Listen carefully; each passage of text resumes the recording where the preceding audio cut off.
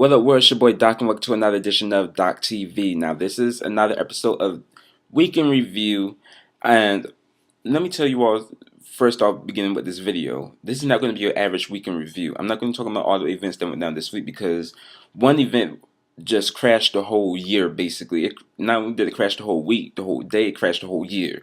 So I'm going to talk about it in this video, and I'm talking about Beyonce's new album, her self-titled fifth solo studio album. This is Beyonce's best body work ever in her catalog. And when there's people that I actually, like as artists and stuff like that, I'm kind of hard on them because I'm like, this album then, wasn't so good and stuff like that. And, this, that. So, I would have told the honest truth. But this album is hands down great.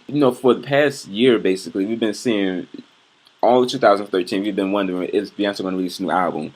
Why should we see these damn snippets? Why is she coming out with songs and commercials? Why is she shooting all these damn videos all over the world and we don't know what the hell it's for? And then she's on tour too. She's on the Mrs. Carter Show tour too, which I'm going to go see on, what day is it? December 18th. I'm going up to DC with my sister. I'm taking my little sister and my mom to go see the concert. And y'all saw on the Doc Report too, on docreport.wordpress.com, where I had the two stills, which I didn't know would end up being video stills, were for the Beyoncé video. And I was like, I like this new image that Beyonce has, I wondered what this photo shoot is for and stuff like that. I was just like, and then, people saw her shoot, a video on the beach, which ended up being Drunken Love, but people thought it was going to be On the Run Part 2. As far as producers and songwriters, she worked with, Justin Timberlake, Timbaland, Pharrell, Drake, 40, Detail, James Fauntleroy, on this new producer named Boots, Miguel. She worked with a lot of great people, Sia, Ryan Tedder, and The Dream, of course. So the album starts off with Pretty Hurts, and that video was directed by Melina. And it's like this whole pageant world thing where it shows the deep behind the scenes of what the pageantry, world is like and everything like that. And in my perspective of it, I think it's like, it shows that this music industry is like a pageantry because everybody in the music industry always got to compete against each other. Someone's got to be prettier than that person. Somebody's got So that's what I think Pretty Hurts is about, from my perspective as an observer, as a listener. And then you go to Haunted, which she's kind of her Erykah Badu, Lauryn Hill-ish type stuff, talking about all the shit I hear is boring, all the shit I do is boring. It's kind of like spoken word in a sense at the beginning. And it's very like, wow, I can tell Solange kind of inspired Beyonce, with this, go around.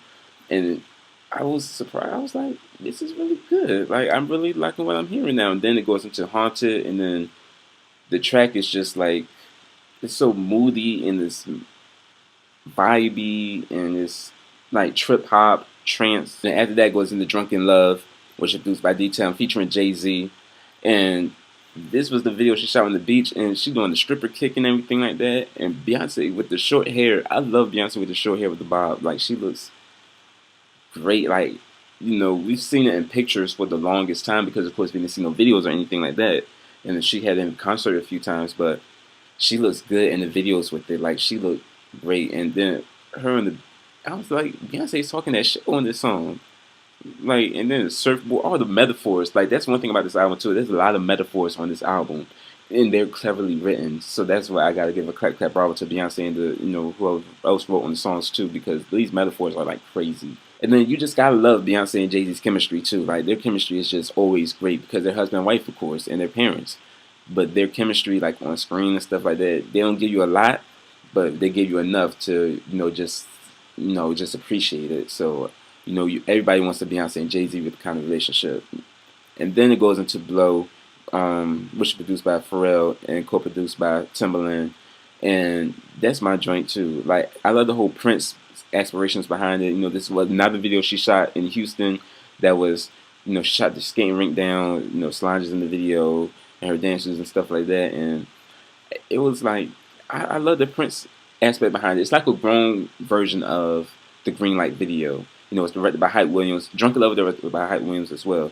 But this video was directed by Hype Williams too, Blow. And I just like the colors and the pop and everything like that. It just went along with the song well. Then after Glow, Angel, which is my joint too. Like it's very H Town. She plays homage to Houston. You got Paul Wall in the video, Bun B. Kurt Cobain. You got everybody in the video. From Houston basically, and showing like the whole Fourth Ward, Third Ward. Everything. Cause Beyonce all Miss Third Ward Trill now. But it got all the Houston aspects of the video. Even like the one scene in the video where it has a split screen, where the butterfly doors are up and they ride around. Like we haven't seen it in the video since the Mike Jones video back in the day. Then it goes into the joint Partition, which in the video version it splits it in Beyoncé and Partition. Beyoncé, then you got Chanel Iman in the video, and Beyoncé on Your Mouth Like Liquor. I was like, I love Beyonce. Like that just made me, I was like hands down, I gotta praise King B. It's like praise Jehovah Kanye up in this piece. And so that was a crazy joint too. And then Partition was my shit though. Partition, directed by Jake Nava, is so trill. And then when she said "He Monica Lewinsky all on my gown," I was like, "You nasty, Beyonce. I love you. Like, why is it taking this long for us to hear the side of you?" And so that's my joint right there too, Partition. And she looks great in the video too. Then it goes into Jealous. So Partition and Jealous kind of have a little storyline too. Cause you see the videos back to back. It kind of has like the storyline. And then Jealous, that's my shit too. Nicely written. Then the next song that goes into after Jealous is Rocket, which was co-written by Miguel and Justin Timberlake. And the metaphors in that one too. And that song, I like that song because it sounds like it sounds like a Beyonce version of D'Angelo's Untitled How Does It Feel. It's very sexy, it sounds like a grown up version of Speechless too, if you want to say that. So that's a good song right there as well. And after Rocket, it goes into Mine featuring Drake that 40 should be there. And Mine is a great joint too. That should be a single as well. I always been waiting for Beyonce and Drake to do a joint together. Drake had the Girls Love Beyonce joint that came out earlier this year with James Fauntleroy, and so I was like, and now Drake is kind of like in the whole camp now, the whole Timberland, Jay-Z, camp and everything, like little brother type stuff. So it was bound to happen, but I'm happy that it did when this song in particular Mine, because it's like a banger joint. I love the song. The video is great too. Shout out to Anthony Burrell who did the choreography in that video. It's very artsy, but it still gets the song across. And the song is like Drake. Their chemistry in that song is great. I love it. It should be a single. I'm just saying, especially all these songs that's like 6 minutes long.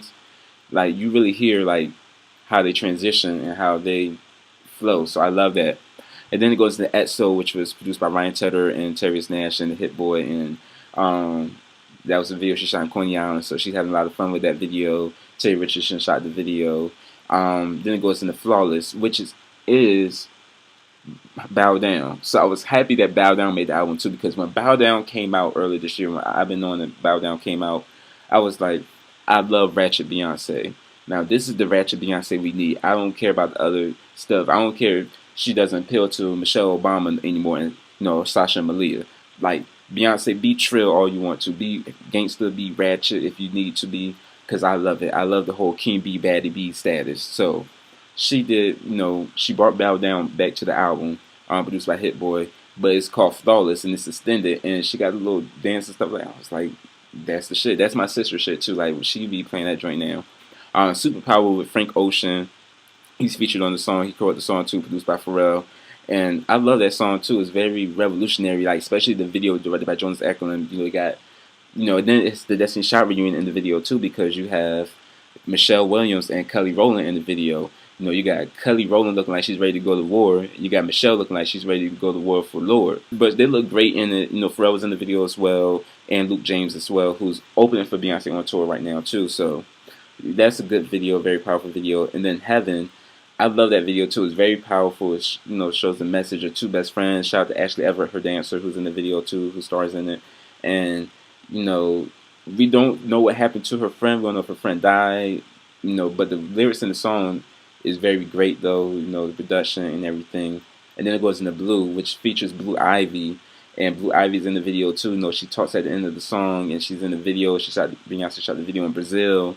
and it's a beautiful song and a beautiful closer to an album too. And then on the album, she actually releases the video for Grown Woman, so like, we don't have to worry about Pepsi commercials anymore or hearing it on tour videos on YouTube or stuff like that. The Grown Woman video is on the album, directed by Jake Nava, and it actually co-stars Kelly Rowland too in the video too, and Mama Tina Knowles, Celestine, and it has like this whole throwback feel to it. It's like just the imagery of it. It goes back to those home videos that Beyonce usually shows of her and the other little girl, practicing before they go to the Michael Jackson concert, and then some Destiny's Child, rehearsal videos and stuff like that. So it's a really good video. Nice little, homage to her own career, basically. A nice, retrospect of her own career. So I love how Beyonce dropped this album, though. It's going to be out in stores on December 21st. They're working with retailers now to release the album. And then on top of that, in 3 hours, it sold 80,000 copies. Some people struggle to sell that many in a week. Only 12 people knew at Columbia Records that this album was actually going to be released on iTunes at midnight on Friday. And on top of that, too, remember, I had my connections, too, because I had my Sony Music connections. And I was told something was going to be coming December 3rd. And I actually let y'all know that, too, in one of these videos. I let y'all know that on the doc report, too, that something's coming December 3rd. So, then I was also told that it may not be December 3rd, but it's going to be in December for sure, and they would suddenly just look out. When I say word on the street, I don't mean, just any old body on the street. That's my word for sources, because I don't like to use the term sources, because sources is too, it's too overused. So I say word on the street.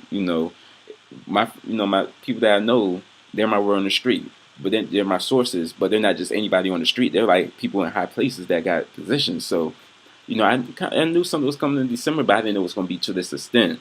So, clap bravo to Beyonce for this release. It's a great job that you did, and you just changed the whole game. Now everybody's been tweeting about this. Everybody's been talking about it.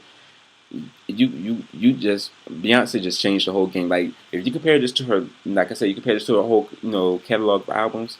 This is her best album. You get a lot more personality on this album too. Like, the album doesn't even have a picture of her on the album cover. Like, that shows you how, like, it speaks. And I like that, because it just makes you already had the visuals for the album too. So having the blank album cover with just Beyonce on the front, it's a decent interpretation for you to just listen to the music instead of just focus on the visuals, focus on what the single's going to be. Like she was saying, like, she wanted to take it back to that day where you don't have to worry about what singles are out first and stuff like that. She just wants you to listen to the body of work, and then it speaks for itself. And this album transitions each way too. And it reminds me, like I said, Solange, she obviously had some, inspiration from Solange. And like I said too, when she got on Instagram, and when she got on, well, she don't tweet, but when she got on Instagram and Tumblr, when she found social media, when she had Blue Ivy, and when she got married, well, not even when she got married, but this year in particular, in these past couple of years, like when she really started becoming her own woman and not the woman that's still behind Daddy, that Matthew knows, old trifling ass, she started taking reign on her own. She created her own record label, Parkwood, and she just started doing things for herself, and you can see it, and it speaks in this album too. Like, the way she released it, the way she did the videos, the way she's speaking on this album, the way she's singing songs on this album. If you compare this to Four was a great album. I actually like Four. It took time for me to actually appreciate it, but I actually appreciated Four. But at the same time, Four was kind of, it's her first album outside of Matthew Knowles, so it was still kind of like choppy and dicey in certain parts. It's a lot of my favorite joints on that album, but like the way the set list was set up and stuff like that, and it was too dicey. But this one just flows well together, and it's not a lot of dance records on this album. It's like a very moody, vibey album that you can really just vibe to. It's like a hip hop album. It's like a Jay or a Kanye album. So hands down to King B. You did a great job, and see you in concert. And that's my week in review, people. So y'all check out the doc report for more news, the docreport.wordpress.com, because I'm still in the shock and awe of this whole situation. So thank y'all for checking out this video, and peace.